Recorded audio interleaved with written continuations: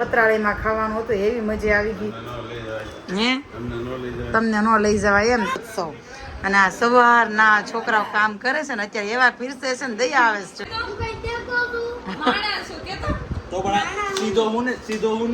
આજના વ્લોગની શરૂઆત હું ભગવાનની પ્રસાદીથી જ કરું છું એમ.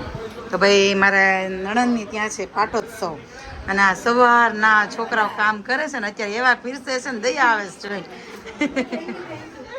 અને આમ જો આટલી બધી વસ્તુ છે અને પાતરમાં જમવાનું છે. અને હવે ઘરે જઈને હું તમને બાકીનું જે છે ને કહીશ. તડકો હતો અને ફાઇનલી ઘરે પહોંચી ગઈ છું અને ગઈ હતી પાટોત્સવમાં. શું બટા મમ્મી છે ને અહીંયા રસોડામાં હું એવું તને કહું, કબૂતર બે કબૂતર એવા તો અરે બાપરે એનો વિડીયો હતી ને જે આસુમાં કેવું કર્યું કબૂતરને પકડ વાગ્યો ઉડી ગયા. હે હું કહેતા મમ્મી મારા છોકરાએ શું કર્યું, મમ્મી ખાઈશ પેપ્સી. જો મેં ખાઈ લીધી ને મમ્મી ખાઈ છે.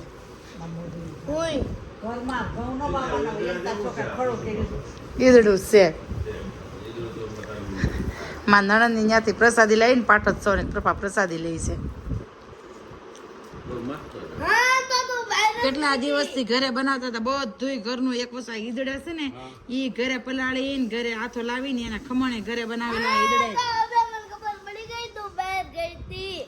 સોમી ફિયાન ત્યાં ગઈ હતી. આવું તો તારે બહુ તડકો હતો. સારું થયો ન આવ્યો બટા, કેટલો તડકો હતો. એ પાટોત્સવ શું કામ કરે એ તો મને ખબર નહોતી. પછી મને ત્યાં જઈને ખબર પડી કે એ લોકો છે ને પુષ્ટાવેલા છે ઠાકોરજી. તો એ જે જ્યારે પુષ્ટા હોય ને એ તિથિની લોકો દર વર્ષે એકવાર ઉજવે એને પાટોત્સવ કે. તો આ વખતે અમે પણ ગયા હતા. પતરાળીમાં ખાવાનું હતું. મમ્મી બતાવો હમણાં. પતરાળીમાં ખાવાનું હતું, એવી મજા આવી ગઈ હે. તમને ન લઈ જવાય એમ તો મજા, તમને મજા આવે તો પા. કેમ શું પીવેશ બેટા? કેવું? તપરિયા શરબત. તપરિયા શરબત પીવે છે. આશિકાને શું ખીજાતો હતો તું? આશિકા મને કંઈક કમ્પ્લેન કરતી હતા, છોકરો બહુ ખીજાતો હતો એમ. હું છું તો આ શેરે કેમ કેમ હું છું કેમ તારા ધ્યાન નહોતી આપતી? ધ્યાન દેતી હોય તો મારા છોકરો અહીંયા તારે હાટોથી આવે ને તો ધ્યાન ન દે.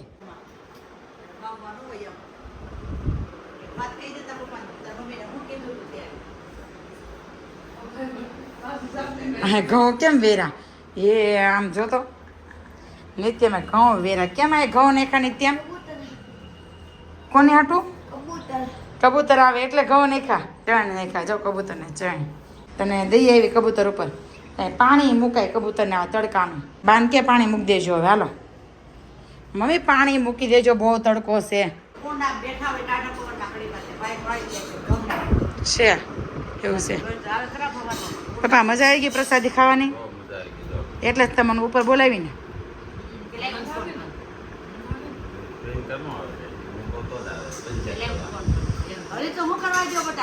8 વાગી ગયા છે અને બાપ દીકરો જો એક અહીંયા સૂતા અને એક અહીંયા સૂતા.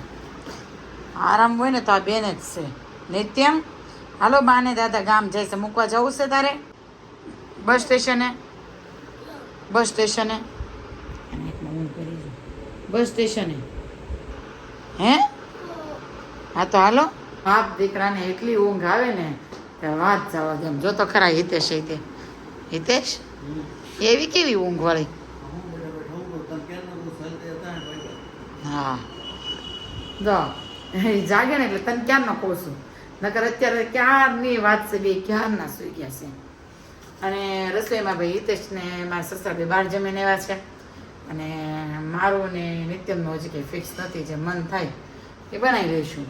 એટલે ભાઈ એવું છે. મારા સાસુની લોકો ગામડે જાય છે, બહુ કીધું પણ એટલું તો માંડ રોકાણો.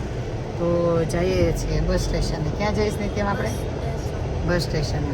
એક હપેતરું છે તો જો હપેતરું લીધું છે. બધે બાટલા બધે છાશ મોકલાવતા હોય.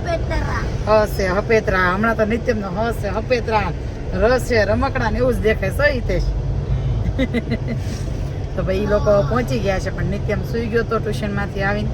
તો જમતો હતો એ કે અમે જઈને તમે લોકો આવજો એમ. તો અમે જો જસ્ટ 5 મિનિટમાં પહોંચી જઈએ છીએ. એ નજીક જ છે અમારું બસ સ્ટેશન. ત્યાં જઈને પછી પાછા મળીએ. એ બસે જો દેવભૂમિ છે ને એ બસમાં છે જવાનું. દાદા ગામડે જઈશ. જાઉં જ નહીં તારે બા જોડે તો કેમ? ના ભાઈ કાંઈ ન દેવાના હોય ભલે ને. તો તમે બે ભાઈઓ સવો એટલે 200 દીધા. પછી નકર 50 ભાગમાં આવે. હા ભાઈને નહીં દો. દાદા જો પાછળ રહ્યા. આવજો કે રોકાવાય એમ આવજો કે. હા હા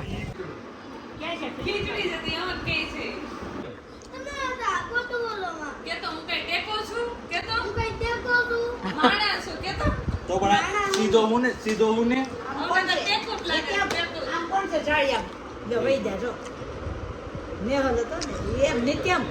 બપોરે હું કેતો હતો? બપોરે તો બહુ ખીજાણો આસીને કે તું તો નકરી વાતો જ થઈ ગઈ છો, એટલા વાતો કરે એટલી વાતો કરે મને ખબર પડતી નથી કે તારી બાટલાનું એવું કે લે તમે બધા અમારા ઘેર આવશો ને બેઠા બેઠા ખાઓ તો મારી મમ્મી થોડી એકલી કામ કરવાની છે. લે નોસ કરે ને મમ્મી એટલે કામ. એમ કીધું ધાબા પ્રોગ્રામ કરશે ને મજા આવશે બેટા. હા ત્યાં તો ઈ કેવું તાણીને બોયલો વડકું નાખ્યું તો પપ્પાને બધાને પ્રતિડે હેરાન કરી માને આવે એને. હેરાન કરું છું તને કહી દે તમે હેરાન નથી કરતો એમ કહી દે. બોલ બોલ જોરથી બોલ. રોટી ખંડોળે ખાય. આ તો ડૂટી પડી ગઈ લે ઉભો રહે ચડાઈ દો. નહીં ઓલો પોતું તું લઈ લે આ પોતે આસી માસી મારે લે બે એકારે મારો. એમ નહીં કબૂતરનો વિડીયો ઉતારો તો એમ કહે છે એ હું ને ત્યાં કહે છે અહીંયા કાંઈ કબૂતર નથી આવતા ભાઈ.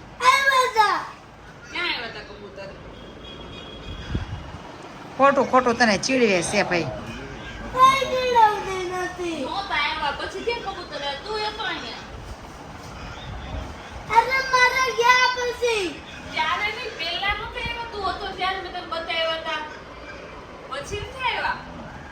ભાઈ રોજ અહીંયા આવીને રોજ એને એટલો પ્રેમ ઉભરાઈ જાય. હવે આ પ્રેમ પાછો ક્યાંથી જમા થઈ જતો હશે. બધાને ગળે મળીને પછી ઘર ભેગો થાય.